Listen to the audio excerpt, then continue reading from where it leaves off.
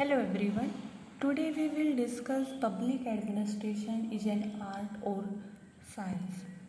देखो, अगर हम इसके बात करते हैं प्रोसेस की तो ये एक आर्ट है। अगर हम बात करें इसके सब्जेक्ट की तो ये एक साइंस है, क्योंकि एक सिस्टमेटिक स्टडी होती है।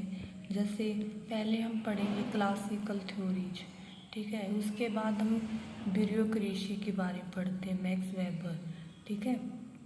उसके बाद हम न्यू क्लासिकल थ्योरी में जाते हैं। तो क्या एक सिस्टमेटिक स्टडी हो रही है। जैसे पहले हम पब्लिक एडमिनिस्ट्रेशन क्या होता है, इसका नेचर कैसा है, ठीक है, इसका क्या सिग्निफिकेंस है। उसके बाद हम इसका इवोल्यूशन पढ़ते हैं। ये तो नहीं है कि हम शुरू में ही इवोल्यूशन पढ़ लें, इवोल्यूशन ऑफ पब्लिक एडमिनिस्ट्रेशन। हमें पब्लिक एडमिनिस्ट्रेशन का पता नहीं और इसका इवोल्यूशन पढ़ रहे हैं, तो ये क्या है, हमें इसकी सिस्टमेटिक स्टडी करनी है। इस वजह से ये क्या हो गई, साइंस, ठीक है। अब देखो, पब्लिक एडमिनिस्ट्रेशन एज आ साइंस, इसके अगेंस्ट में और इसके सपोर्ट में कुछ व्यूज हैं, वो देखते हैं। देखो, साइंस क्या होती है, साइंस होती है फैक्ट बेस होती है, ठीक है। उसमें कोई वैल्यू नहीं होती। वैल्यू मतलब क्या पसंद है, क्या ना पसंद है किसको, ठीक है। और उसका जो प्रिंसिपल होते हैं वो यूनिवर्सल होते हैं, उसमें हम प्रिडिक्शन कर सकते हैं। यही होती है साइंस।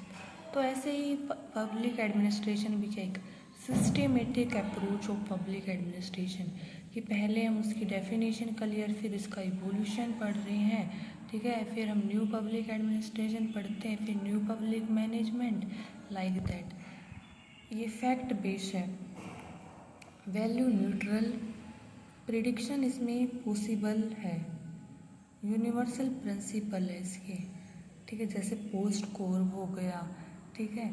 अगर हम इसमें वैल्यूज डाल देते हैं साइंस में, सॉरी पब्लिक एडमिनिस्ट्रेशन में, तो फिर इसका जो इम्प्लीमेंटेशन होगा वो प्रिंसिपल का वो अच्छे से नहीं हो पाएगा। इस वजह से इसको बोला मैं वैल्यू न्यूट्रल है ये। तो इसके अगेंस्ट में क्या आता है कि पब्लिक एडमिनिस्ट्रेशन, जो वर्ड पब्लिक है वो ह्यूमन एलिमेंट है, जिसका बिहेवियर जिसको हम प्रिडिकेट नहीं कर सकते, और इसके प्रिंसिपल यूनिवर्सल नहीं है, क्योंकि ये इकोलॉजी के ऊपर बेस्ड होती है। फॉर एग्जांपल, जैसे हरियाणा की इकोलॉजी कुछ है, जम्मू कश्मीर की कुछ और है, झारखंड की कुछ और है। झारखंड की अगर हम इंटरव्यू देने जाते हैं तो बिना नक्सल के उसका इंटरव्यू नहीं हो सकता।